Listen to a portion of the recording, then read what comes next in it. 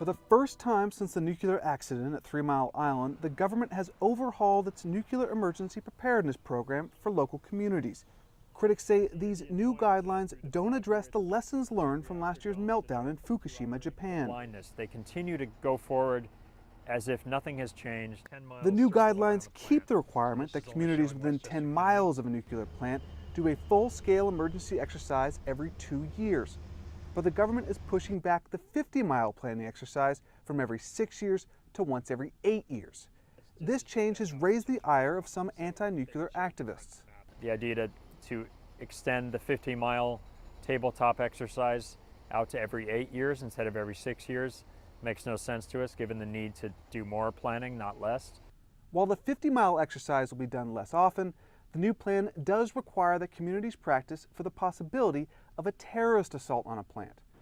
The government and the nuclear lobby say the addition of this exercise is one reason why the new guidelines are an improvement. 911 taught us that a terrorist attack on U.S. shores is real, and the potential for that is real, and that we, as the rest of the critical infrastructure, has to be prepared to deal with that.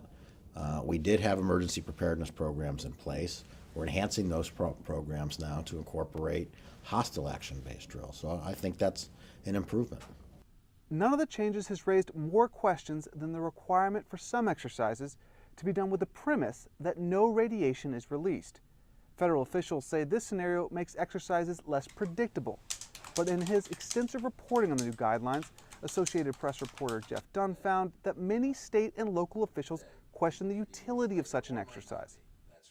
No change, it seems, created more concern among local planners around the country than this change, where they would sometimes practice without a scenario where you have a radiation release. A lot of the planners said outright that it's a waste of time and money for them to be involved in something like that, because in the end there's really nothing for them to do.